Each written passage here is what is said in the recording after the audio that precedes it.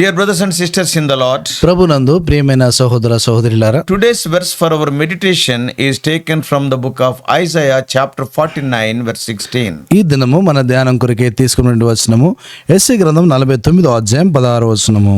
Behold, I have graven thee upon the palms of my hand. చూడుము, నా అరచేతుల మీద నిన్ను చెక్కి ఉన్నాను. When we think about the grace of God, మనము దేవుని యొక్క కృపను గూర్చి ఆలోచించినప్పుడు this verse is one of the most beautiful expressions of God's everlasting love in all the scriptures. లేఖనాలన్నిటిలో కూడా దేవుని యొక్క శాశ్వతమైనటువంటి ప్రేమను ఎంత చూపించినటువంటి వచనముగా ఇది కనబడుతా ఉంది. Have you ever wondered if God has forgotten or abandoned you? దేవుడు ఎన్నడైనా నిన్ను విడిచిపెట్టాడని, నిన్ను మర్చిపోయాడని నువ్వు ఎప్పుడైనా అనుకున్నావా?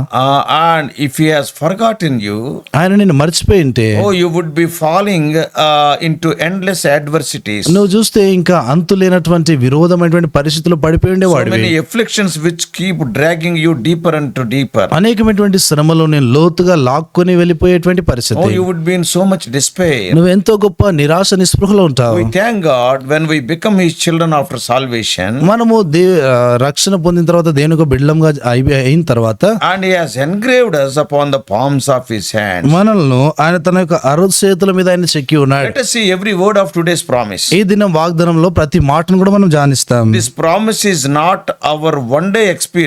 ఈ యొక్క వాగ్దానం ఇది మన యొక్క ఒక దిన అనుభవం కాదు. It is our daily experience. ఇది మన అనుదిన అనుభవము. God's promises are not exhausted by one fulfillment. దేవుని యొక్క వాగ్దానాలు ఒకే ఒక వాగ్దానం నెరవేర్పు ద్వారా అది ముగిసిపోయేటువంటిది కాదు. ఒక్కసారి నెరవేరిస్తేనే అయిపోదు. అది ఒక్కసారి నెరవేరిస్తేనే అయిపోదు.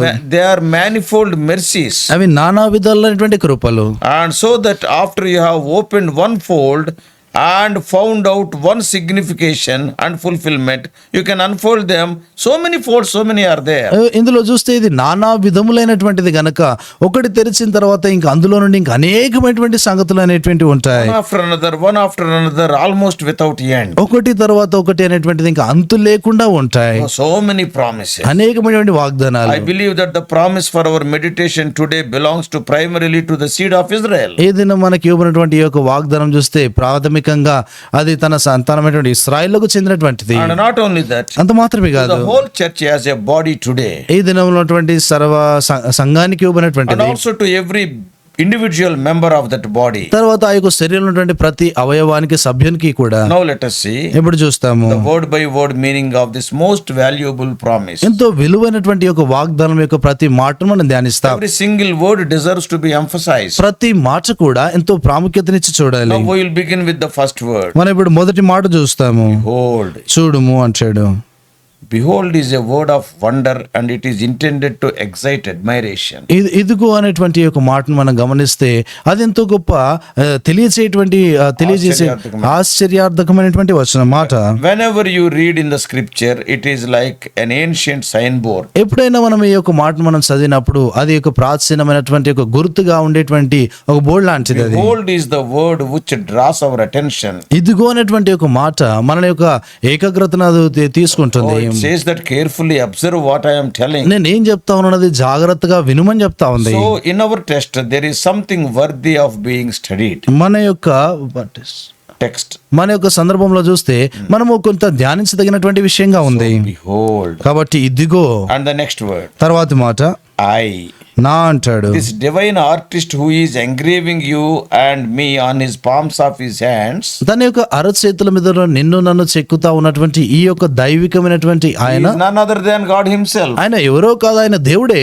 No one can write upon the hands of God. ఎవరు కూడా దేవుని యొక్క చేతి మీద రాయలేరు. Only he himself has to write. ఆయన మాత్రమే రాయగలడు. Our prayers, our repentance, మన యొక్క ప్రార్థన, మన యొక్క మారుమనసు, our merits and our faith cannot write our names there. మన యొక్క ఘనతలు, తర్వాత మన యొక్క విశ్వాసం, మన యొక్క పేర్లు అక్కడ రాయలేవు. The engraving is by his spontaneous love of his own heart. తన యొక్క అరచేతుల మీద చెక్కటం అనేటువంటిది కేవలం అది ఆయన ప్రేమ ద్వారా మాత్రమే. Moreover, ఇంకా అధికంగా చూస్తే God does it, దేవుడు అలాగ చేసినప్పుడు then there won't be any mistake in it. అప్పుడు అందులో ఏ పొరపాటు ఉండదు. So the engraving is by perfect wisdom combined with perfect love. ఇది ఒక చెక్కటం అంటే, ఆ రీతిగా చెక్కబడటం అంటే చూస్తే అది పరిపూర్ణమైనటువంటి ప్రేమ, పరిపూర్ణమైనటువంటి ఆ యొక్క జాగ్రత్తతో కూడినటువంటిది. And now the third word. ఇప్పుడు మూడో మాట, I have నేను అంటాడు. Not will, not I am going to do it, but already I have. నేను అదేదో చేయబోతా ఉన్నానని భవిష్యత్తును కూడా చెప్పడం లేదు, లేక చేసి ఉన్నాను అనటం లేదు, కానీ నేను చేస్తాను అంటున్నాడు. It is a thing of the past. Already I have written. అది నేను ఇదివరకే రాశాను అని ఆయన అంటున్నాడు. అది గడిచినటువంటి మాట. So this inscription is an antique. He's already done it. అది ఇదివరకే ఆయన జరిగించినటువంటి కార్యము. He is the same from everlasting to everlasting. ఆయన నిత్యత్వము నుండి నిత్యత్వము ఒకేలాగా ఉన్నటువంటి వాడు. People's names are written on his hand. ఆయన ప్రజల యొక్క పేర్లు ఆయన చేతిలో రాయబడ్డాయి. And fourthly, the fourth word, నాలుగో మాట graven. ఆ చెక్కటము. Your name is engraved, not printed or stamping on the surface. అక్కడ చూస్తే అక్కడ నీ యొక్క పేరు అనేటువంటిది అదేదో ముద్రించబడలేదు, కానీ అది చెక్కబడినటువంటిదిగా ఉంది. It is not even like today's tattoos. అది ఈ దినాల్లో ఉన్నటువంటి ఆ పచ్చబొట్ల వంటిది కూడా కాదు. God says, దేవుడు అంటాడు, permanently cut thee into my hands with marks which can never be moved. ఎన్నడూ కూడా కదల్చలేనటువంటి ఆ యొక్క గురుతులతో నేను నా యొక్క హస్తము చేతుల మీద నేను చెక్కుకొని ఉన్నాను అంటున్నాడు. So the word graven speaks of the perpetuity of the inscription, continuity, forever it will be. అది ఎప్పటికీ ఉండేట్లుగా ఆయన చెక్కి ఉన్నాడని చెప్తా ఉన్నాడు. And the fifth word, ఐదో మాట thee. నిన్ను అంటాడు. Shall we take this word? See, it does not say thy name. ఇక్కడ నీ యొక్క పేరు అని ఆయన చెప్పడం లేదు, You only. నిన్నే అంటున్నాడు.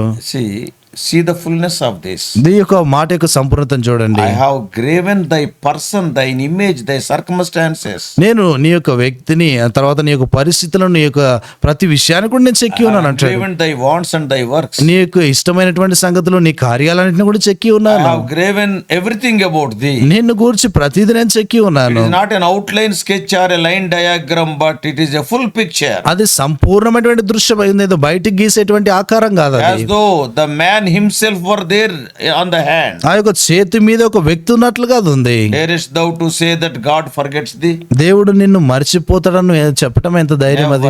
Never. ఎన్నడూ అలాగ As చెప్పకూడదు. a person, not name, as a person he has engraved you on the palm. ఆయన పేరుగా కాదు కానీ ఒక మనిషిగా, ఒక వ్యక్తిగా నేను చేతి మీద చెక్కి ఉన్నాడు. Sixthly, ఆరోది, till now we have taken every word. ఇంత మటుకు మనం ప్రతి మాట చూసాము. But now we must take the next 2 or 3 words. ఆ తర్వాత ఉన్నటువంటి 2-3 మాటలు మనం చూడాలి. We are engraven మనము చెక్కబడినటువంటి వారము. ఎక్కడ? upon his hand. ఆయన యొక్క చేతుల మీద. The hands can never be separated from the living God. ఈ యొక్క చేతులు ఎన్నడూ కూడా సజీవుడైనటువంటి దేవుని నుండి దూరంగా తీసివేయబడలేవు. Not engraved on a huge rock. ఎంతో ఉన్నతమైనటువంటి బండ మీద చెక్కబడలేదు. If it were so, some earthquake may rend them into pieces. అలాగున్నట్లయితే ఈ యొక్క భూకంపము దాన్ని 2 భాగాలుగా చేసేస్తుంది. Or it will suffer damage during wars or bombing. లేకపోతే ఒక బాంబులు తర్వాత యుద్ధాల ద్వారా అది ఒక నష్టాన్ని కలుగజేస్తుంది. Our record is on his hand. కానీ మనను గూర్చినటువంటి ఆ యొక్క చెక్కడము అది ఆయన చేతుల మీద ఉంది. It is a lasting record, permanent record. అది ఎల్లప్పుడూ శాశ్వతం ఉండేటువంటిది. Oh, it is the world without end. అది ఇంకా అంతం లేనటువంటి లోకము. Even it is not on the backside of hands, but upon the palms of his hand. ఆ యొక్క చేతి వెనక భాగంలో కాదు కానీ ఆయన అరచేతి మీద అది ఉంది. It is well protected. అది ఎంతో సురక్షితంగా భద్రపరచబడింది. The tenderest part is made the place of inscription. ఇక్కడ చూస్తే మనకి ఎంతో మృదువైన- మృదువైనటువంటి భాగంలో అది చేయబడతా It వచ్చింది. is the part which he most likely to look all the time. ఆయన ఎల్లప్పుడు కూడా చూడటానికి ఇష్టపడేటువంటి స్థలం అది. Oh, this is a part by which he will perform his mighty works. ఈ యొక్క భాగం ద్వారానే ఆయన బలమైనటువంటి కార్యాలు జరిగిస్తాడు. Oh, you are in a place of unceasing remembrance. నువ్వు ఎన్నడూ కూడా మారనటువంటి ఆ యొక్క జ్ఞాపకంలో ఉండేటువంటి వాడవు. What does it show? అది ఏం చూపిస్తా ఉంది? He never forgets his chosen people. ఆయన తాను ఏర్పరచుకున్నటువంటి వారిని ఎన్నడూ మర్చిపోడు. Seventhly and finally, ఏడోదిగా చివరిగా hands.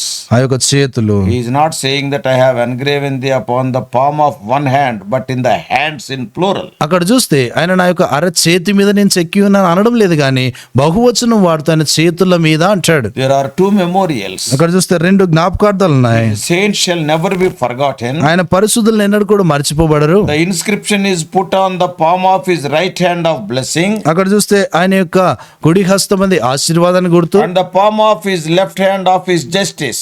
ఆ యొక్క తన ఎడమ చేతికి ఉన్నటువంటి ఆ యొక్క అరచేతి చూస్తే అది న్యాయం చేసేటువంటిదిగా ఉంది. Oh my soul, how charming this is, how beautiful this is. నా ప్రాణమా, ఇది ఎంతటి గొప్ప ఎంత Truly, రమ్యమైన I am సంగతి. blessed to have him as my savior and Lord. నిజముగా ఆయన నా ప్రభువుగా రక్షకునిగా కలిగి ఉండే విషయం నేను Oh, ఆనందిస్తున్నాను. what a posture it is to imagine that his left hand is under my head. ఆయన యొక్క ఎడమ హస్తము నా యొక్క తల కింద ఉందని ఎంత గొప్ప ఆశీర్వాదం Oh, అది. the whole right hand do embrace me. ఆ యొక్క కుడి హస్తం అంతా కూడా నన్ను హత్తుకొని ఉంటుంది. Today I understand how much blessed I am to be his child. ఈ దినాన నేను ఆయన ఒక బిడ్డగా ఉండటం ఎంత ధన్యకరంగా భావిస్తున్నాను.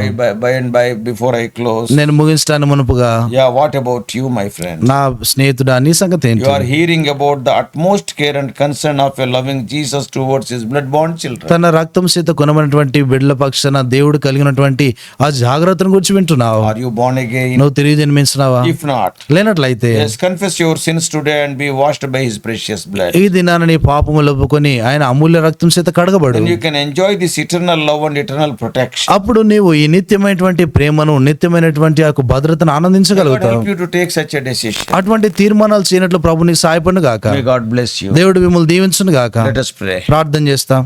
Loving Heavenly Father, ప్రేమలంటే పరలోకపు తండ్రి, what a love it is. ఎంతటి ప్రేమ ప్రభా. You have engraven us upon the palms of thy hand. ప్రభా, నీ చేతుల యొక్క అరచేతిలో నువ్వు మమ్మల్ని చెక్కి ఉన్నావు. Always we are before you. మేము ఎల్లప్పుడు నీ ఎదుట ఉన్నాం. You can never forget us. మేము ఎన్నడూ మమ్మల్ని మర్చిపోవు. Lord, what are we? ప్రభా, మేము ఏ పాటి We వారము? are born in sin and brought up in sin. మేము పాపంలో పుట్టినటువంటి వారం, పాపంలో You పెరుగుతున్నాం. died for us. కన్ను మా కొరకే By the మరణించినావు. efficacy of thy precious blood, ప్రభా, నీ యొక్క రక్తం యొక్క ప్రభావం ద్వారా thou hast washed our sinful state. నువ్వు మా పాపిష్టి స్థితిని కడిగి Thou వేస్తున్నావు. hast made us, O Lord, your children. ప్రభా, మమ్మల్ని బిడ్డగా చేసుకున్నావు. Today you are our Savior and our Lord. తండ్రి, ఇది నన్ను మా యొక్క ప్రభువుగా రక్షకుడుగా ఉన్నావు. Individually, every one of us, O Lord, we are engraven upon the palms of thy hand. తండ్రి, వ్యక్తిగత మాలో ప్రతి ఒక్కరు కూడా నీ యొక్క అరచేతిలో చెక్కబడినటువంటి We వారు. are in the safest place. తను మేమైతే సురక్షితమైన స్థలంలో ఉన్నాం. Nothing can touch us. ఏది కూడా మమ్మల్ని O తాకలేదు. Lord, we thank you for this wonderful position. ప్రభా, యొక్క అద్భుతమైన స్థానాన్ని బట్టి వందనాలు. Help us to be more grateful unto thee. ప్రభా, ఇంకా అధికంగా నీ కృతజ్ఞతమైనట్లు